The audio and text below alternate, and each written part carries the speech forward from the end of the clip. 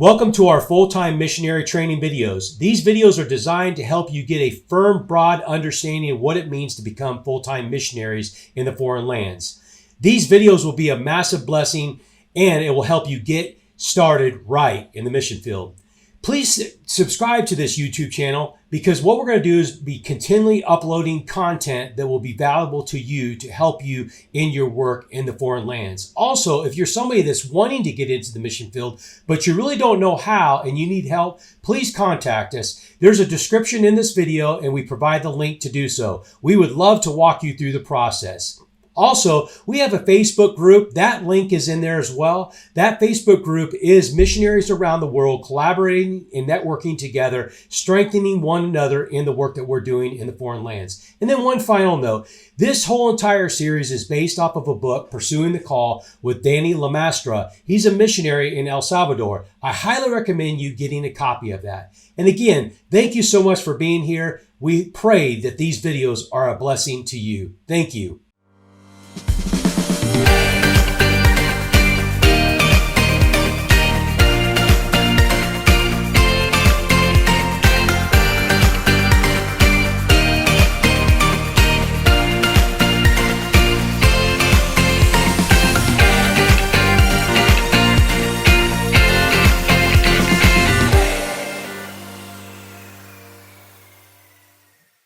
Hey, Danny, welcome back again. Today, we're going to be talking about preparing for full-time missions. This is actually an excerpt from your book. So we're just going to kind of break that down and chew on that a little bit. Make sure everybody knows Pursuing the Call is the book you wrote. And that's really the basis of this whole entire outline and actually the inspiration of these training videos. So welcome again. Hope you're doing good today. Thank you. Thank you so much for having me. I appreciate it. All right, man. Well, okay, so, preparing for full-time missions, anybody that's been in the mission field, we definitely have memories of doing that. I remember being on a high of, preparing for the missions. And then the night before, we sold everything. We were living on a mattress in our house. We didn't have anything in our home. And I was like, all of a sudden it just hit me. What did I just do? So anyway, I'm sure we all have our different experiences, but, I've been here on the field 8 years now and never looked back. So it doesn't bother me now. But that night, I just had that one blinking moment of going, what did I do? Did I just make a biggest mistake in my life? So anyway, man, so talk to us. Tell us about, preparing for full-time missions. Yeah. So when I was first starting to think about the idea of missions, one of the things I mentioned in another video is that I grew up in a church that had a lot of missionaries coming through very frequently. And so I was exposed to missions from a young age. I was aware of missions, and I had an interest in missions as I was starting to think about what do I want to do with my life and think about colleges and things like that. And my whole concept of what it meant to prepare for missions at that point in time was you have to go to a Bible college and you have to get a degree in missions. And that's what it means to prepare for missions. And what I came to realize over time is that that is a really limited view of what it means to prepare for missions. In fact, we may talk about the academic type, the ways that you could prepare academically for missions at some point later on in this video. But I would even go so far as to guess that most missionaries probably don't even have a degree in missions from a Bible college. I don't have any statistics to back that up, but I just know with the missionaries that I know personally, most do not have a degree in missions. I actually did not end up getting a degree in missions either. And so when we talk about what it means to prepare for missions, it's a lot broader than just kind of that narrow view. And I think that God can prepare us for missions through a lot of different ways. Really, our whole lives, I think God is always preparing us for what he has in store for us, what his calling is on our lives. But when I think about what it means to prepare for missions, and you could really apply this to any form of ministry, whether it's missions or otherwise, there's a parable that really jumps out to me. And that is what many people call the parable of the talents. This is one of the things that I talk about in this chapter of the book. If you read the book, Pursuing the Call. And the parable of the talents, or sometimes you'll hear it referred to as the parable of the minas, It's found in two places in the Bible. It's found in Matthew 25 and it's found in Luke 19. And the story in both versions is a little bit different. There's some changes between how both authors record the story. In fact, that's part of the reason why it has two different names, even though the general storyline is essentially the same in both. But to just kind of give a summary, and if you're somebody that's considering missions, you probably heard this story before. But in this story, there's a wealthy and powerful individual who's going to be going away on a journey, and he entrusts three servants with different levels of money, different levels of resources that belong to him, that he is trying to steward well, and that he wants to leave entrusted with these three servants as he's going away and doing what he's going to be doing in the meantime. And so each one of these servants receives a different amount of money, and two of the servants begin to put the money to work. They begin to make investments. The parable doesn't give the specifics of what they did with the money, but it says that they doubled the money that they had because they were using it wisely. The third servant, on the other hand, did not end up really doing anything with it. He buries the money because he's afraid of losing it or something happening to it, and he just leaves it sit, and that's it. And when we read through the parable, when the rich man, the powerful man who had entrusted the money to these servants, when he comes back from his journey, he gives the same exact response to the two servants that had done well with the money. And it's interesting is that they hadn't been entrusted with the same amount of money, they hadn't gained the same amount of money, but they both received the same well done. You guys did a good job. The third servant, however, the one that had buried this, he gets rebuked extremely harshly. And as the parable ends, the rich, powerful man who is representing God in the parable, he gives a greater level of responsibility to the two servants that had done well with the money. Instead of just putting them in charge of money, he puts them in charge of cities, and they get entrusted with more responsibility. The third servant, however, he doesn't get entrusted with more. In fact, the little bit that he does have, which was with the money that he had received, is taken away from him, and he's punished severely. So that's kind of a summary of the parable. Now, what does all this mean for us when we're thinking about preparing for missions? What I believe one of the key principles of this parable is that we need to be faithful in the little things before we can be faithful in the big things. Mm-hmm. In other words, we got to be faithful with whatever God has put in front of us in the here and now before we can expect God to give us bigger and greater assignments in the future. A lot of times, like I said, when we think about missions, we think of it, or preparing for missions, we think of it strictly in a cerebral sense. I'm going to read about missions. I'm going to maybe go to a Bible college and study missions and things like that. But the number one thing that you can do to prepare for missions is to get involved in ministry. The number one thing you can do to prepare for missions is to get involved in serving wherever you are. That is what's going to be the biggest thing that you can do to get involved in missions. And there's that biblical principle that as we're serving, little by little, God is going to take note of that, and He's going to continue to entrust us with greater and greater responsibility.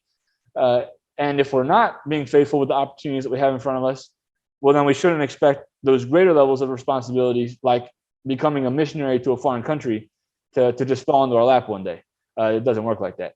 So that's there's a lot more I could say, but I know that that's a pretty good summary, I think, and I'll let you chime in.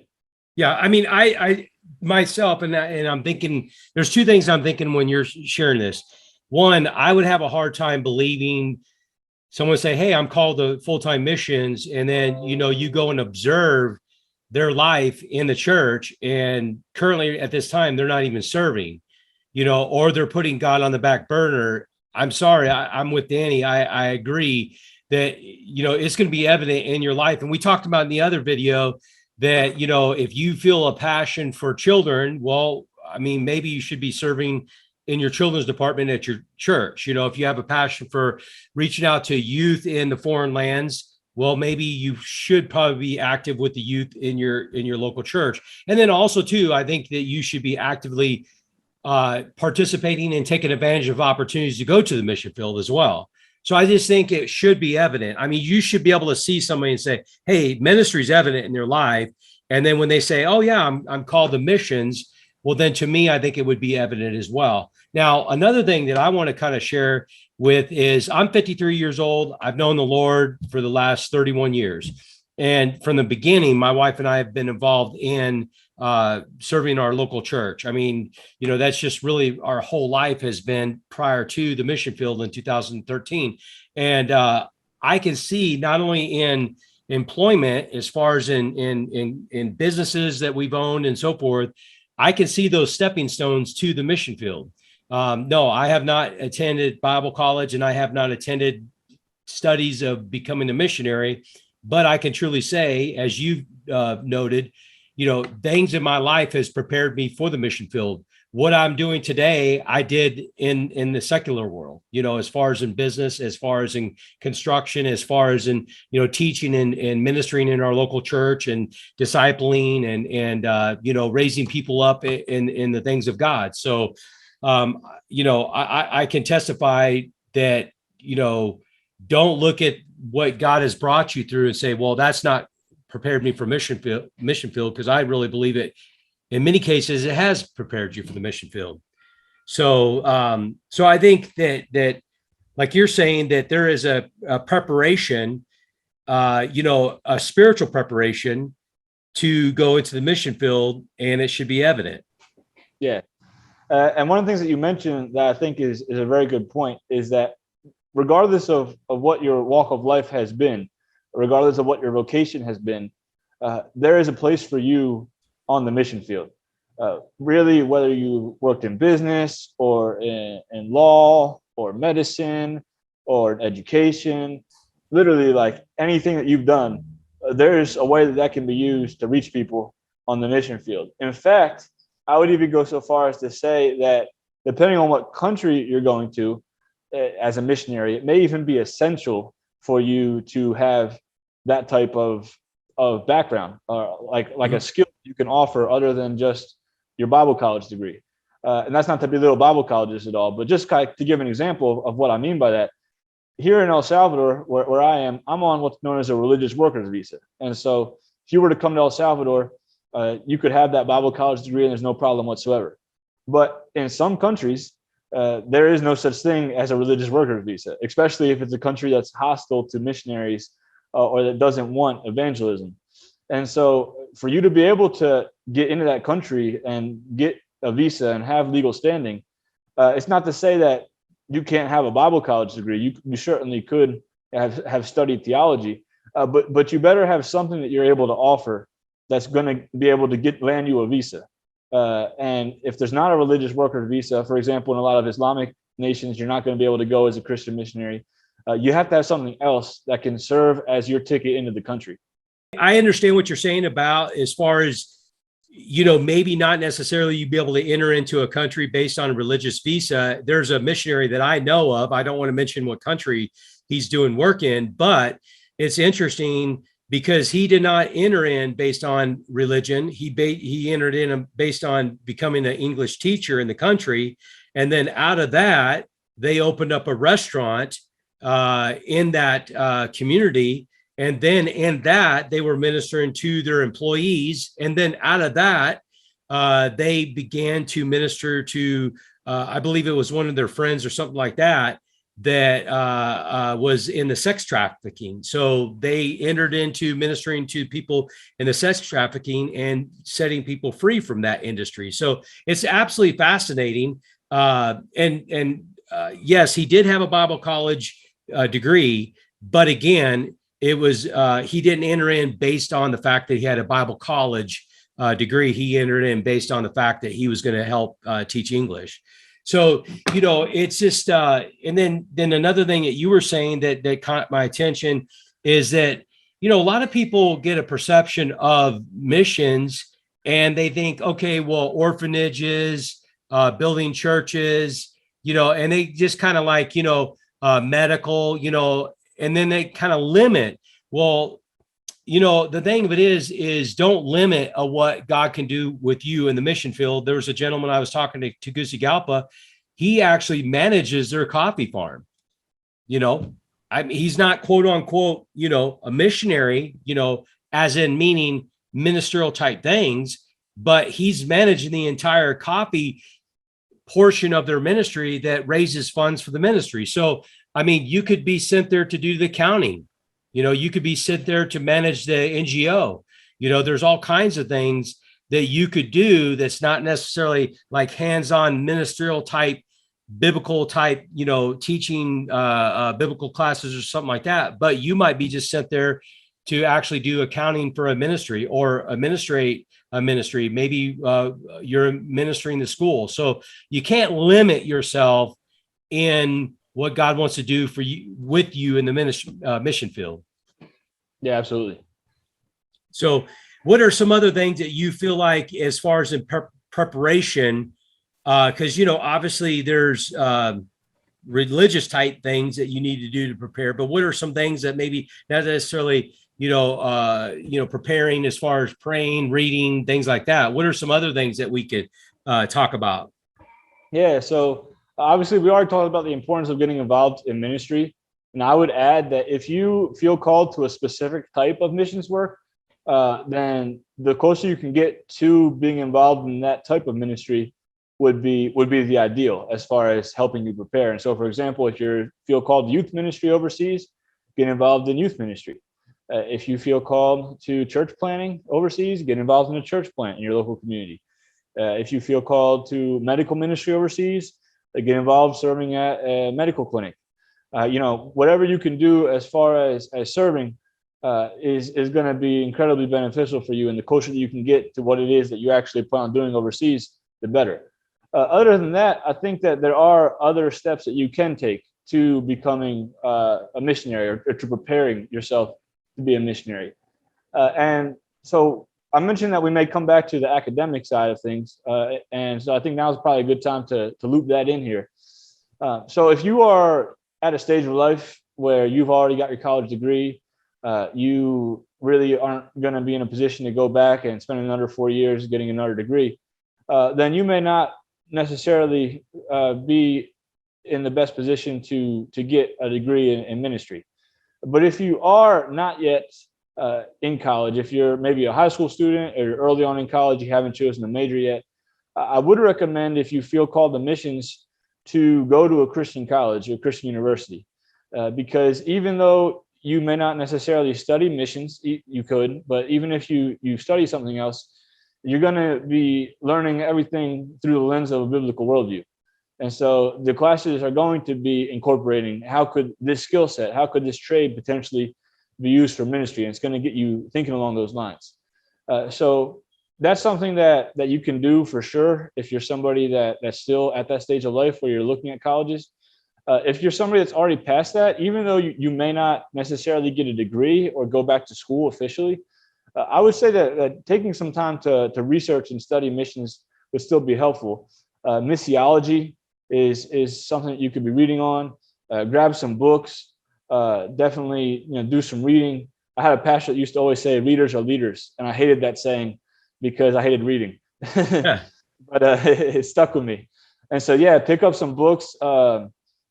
In my book, I have actually a list at the end of the book of several books that I really highly recommend regarding missions. And so that's definitely a resource that's available. But pick up some books, do some reading. I would add, talk to other missionaries. Like, make it a point to form relationships with people that you know who have been on the mission field or who are currently on the mission field. Yes. I can tell you without a doubt that some of the best pieces of advice that I received as far as things to do and things not to do when I became a missionary was from conversations one-on-one with people that I knew who were missionaries. And it wasn't even necessarily like a formal let me mentor you once a week type of thing. Just knowing the person, you have just the conversations that flow through everyday life that help you. And so you definitely want to get around people that have experience with missions and help, that can help you in that area. And then lastly, I would add that it's always a good idea to talk to your pastor, because your pastor may be able to help you in ways that you never even considered.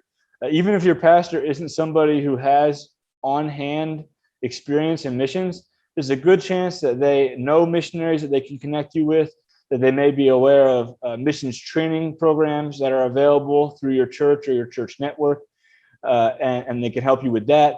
And obviously, thinking really, really long term, your pastor is going to be somebody that's going to be pivotal for you as you're raising support, whether that's financial support, or even if you're somebody that is one of the few people who goes with an organization that provides a salary, you're still going to need prayer support, and your pastor is going to be pivotal in that. And so I would definitely say, as soon as you start to get that inkling that you may want to be a missionary, definitely bring that before your pastor and loop him or her in.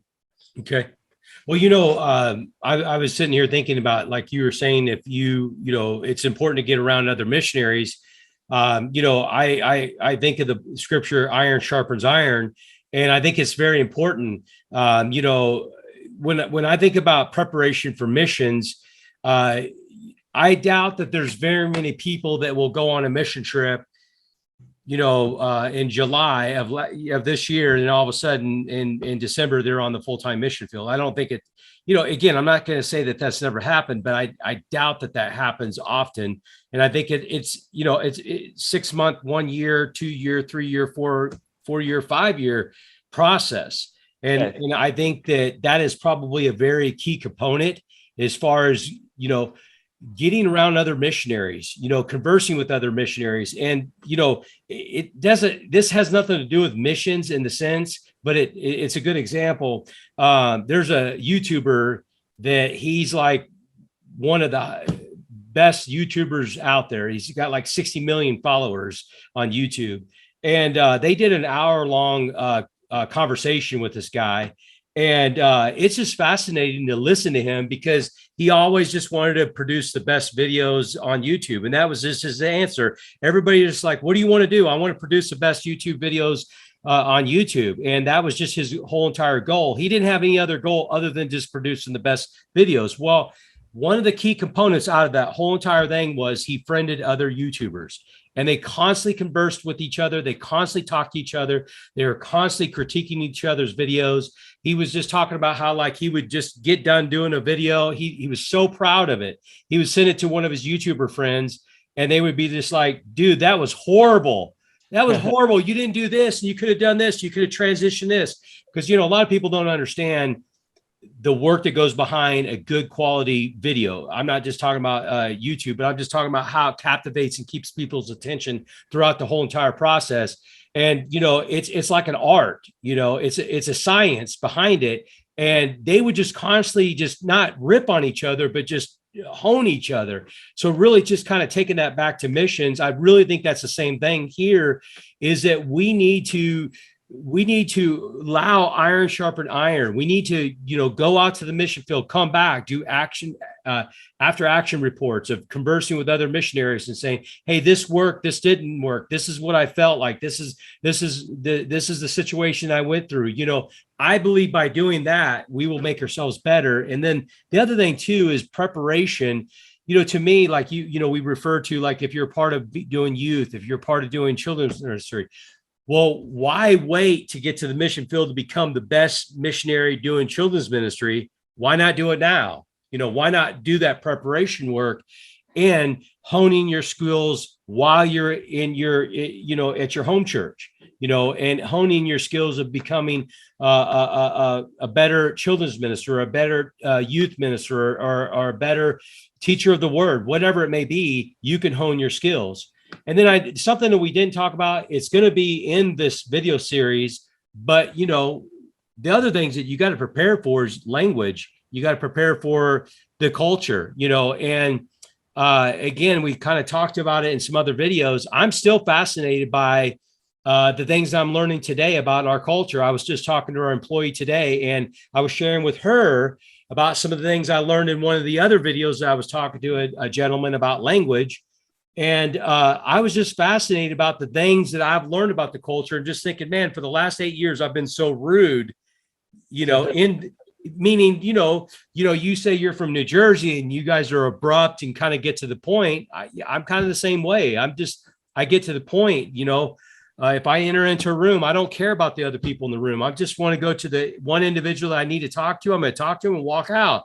Well, in this culture in Honduras, it's very rude to do that. They expect you to say hello to everybody, acknowledge everybody in the room, take that person off to the side, privately talk to them, walk out, and you acknowledge everybody as you're walking out. I've never done that. So I'm just saying, preparation for the mission field language, preparation for the mission field, understanding the culture. Because we talked about culture, we talk about the shock of culture and how, sometimes it can take months to get over that. But if you prepare and understand the culture more so, then you're going to be able to, it's going to be more of an ease into the culture versus being shocked by the culture. Mm-hmm. Yeah. And coming back, one of the things that you said there that really grabbed my attention is why wait? Why wait? If you want to be in children's ministry, for example, I think that was the example that you used. Why wait till you're on the mission field to start becoming the best children's minister that you can? Why not do it at home?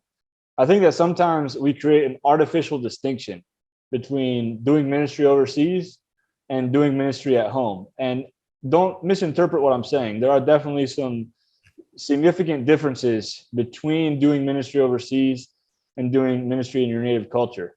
But at the same time, doing ministry has some similarities that carry over no matter where you are. And one of the examples that I use in the book that I think really kind of highlights this is the story of Paul. Paul is probably the most prominent missionary in the Bible, besides, you could argue, Jesus, of course. But Paul is a super prominent missionary. And in Acts chapter 9, Paul is originally called by God. That's the chapter where he gets knocked upside his head as he's on the way to Damascus, and he's blind, and he hears the voice saying, Paul, why are you persecuting me? Like that's Acts 9 to kind of put you in context. And there's a verse in that chapter, actually when God is talking to Ananias and telling Ananias that he needs to go and pray for Paul, there's a verse there that says, this man is my chosen instrument to proclaim my name to the Gentiles and their kings and to the people of Israel. That's verse 15 of Acts chapter 9. And so what we see is that right from the very beginning of Paul's time as a Christian, God already had the plan in place that Paul was going to be a missionary to the Gentiles. This was already something that was decided. But if we continue reading the story of Acts, what we find is that Paul does not immediately go to become a missionary to the Gentiles on day one of being a Christian. And we don't know exactly how much time passes, but we can piece it together somewhat from the events that we read in the Bible. So first of all, we know that in Galatians 1:18, Paul indicates that after his conversion, he didn't return to Jerusalem for 3 years. And then after he's in Jerusalem, it doesn't specify how much time he spends there, but we see in the end of Acts chapter 9 that he leaves the city and then goes back to his hometown of Tarsus. And then later on, Barnabas seeks him out. He brings him to the church at Antioch because the church at Antioch is becoming a kind of the new hub for the church as believers are fleeing Jerusalem due to persecution. And then in Acts 11:25-30 and Acts 12:25, we learn that Paul spent a year in Antioch before he then went back to Jerusalem. And only after he returns to Antioch after that trip to Jerusalem does he actually get set apart for his first missionary journey. Acts 13. So that's kind of a long summary of those chapters. But what we can say, combining the timeline of these events, is that probably at least 5 years passed between God's initial call on Paul's life and when Paul actually began his first missionary journey. Now, what is Paul doing during this time? Well, the 3 years that he spent prior to returning to Jerusalem is somewhat of a mystery, since that's mentioned in Galatians, but it's not included in the book of Acts. What we do see in the book of Acts, between the time of Paul's initial conversion and call to the start of his first missionary journey, is that Paul is actively serving the church wherever he's at. Sometimes it's in Antioch, sometimes it's in Jerusalem, but wherever he's at, he's always serving. And it was that serving that prepared Paul to do what he ended up doing in his first missionary journey and beyond. He had to be faithful in the small before he could be faithful in the big. And you may say, well, it's kind of an artificial distinction that you're making, Paul pre and post missionary, because really he's doing the same thing. When he's in Antioch, when he's in Jerusalem, and when he's in those other cities on his first missionary journey, it's pretty much the same thing that he's doing. But that's precisely the point. We don't need to create an artificial distinction between doing ministry overseas and doing ministry at home. Not to say that there aren't differences, because there are. But anytime that you're doing ministry, whether it's home, whether it's overseas, anytime that you're involved in ministry, that's going to prepare you to get further involved in ministry and to have further and greater responsibilities in ministry. That's awesome. And then, obviously the parable of the talents, God will promote you. I'm not saying that, hey, going to the mission field is a promotion. Yes, it is. But I'm just saying, I don't want to say that in such a way like, look, I'm a missionary, I'm better than you. I'm just saying that, God will promote you as you're faithful and doing the little things that God has called you to do. And I think we need to be busy about doing that and looking for opportunities for preparation in our lives to do the work that God's called us to do in the mission field. And so, obviously there's so many things that we can look at in preparation. I think we kind of chewed on more so of the spiritual aspect, being involved in serving and so forth. Obviously, we're going to be talking about the logistical things here later in this video series. Preparing is fundraising, so that's another thing that you'll need to be actively involved in. And we definitely discuss that in great detail as well. So, there's a lot of spiritual things that we need to do to prepare. We need to allow God to walk us through that process, but also there's a lot of things that we need to do, prepare, secularly, so to speak. I don't even know if that's a word, but I'm just saying that logistically, there's things that we need to do to prepare. And we're definitely going to cover those as well. I just think that, preparing for the mission field, we should be organized. I'm an organizer by nature. I love organization. I asked a guy the other day what his type of planner that he uses. I know that sounds like, who asked that question? I love planners. I love time management. And, I just like stuff like that. And so I just think that we need to be diligent in our planning process, because trust me, you don't want to go to the mission field just haphazardly hip shooting, get on the ground, and you're not even prepared. So we're definitely going to talk about that in the logistical part. So anyway, any other things before we close? I think we've hit it all. Okay, awesome, man. Well, hey, as always, it's great talking to you. You're definitely giving us a lot of insight, helping those people that's considering the mission field. And, you and I are both missionaries. Before this video even started, we talked about, I asked you, do you feel like you're going to be heading back to the States anytime soon? And your answer is no. I mean, my life's here. And I can definitely say that my life's here as well. It's our heart to serve the people of the nations that God's put us in. And, really it's a joy and an honor and a pleasure to serve the Lord in the mission field. All right, brother. God bless you. It's nice talking to you, man. Thanks. Have a great day. All right. You too.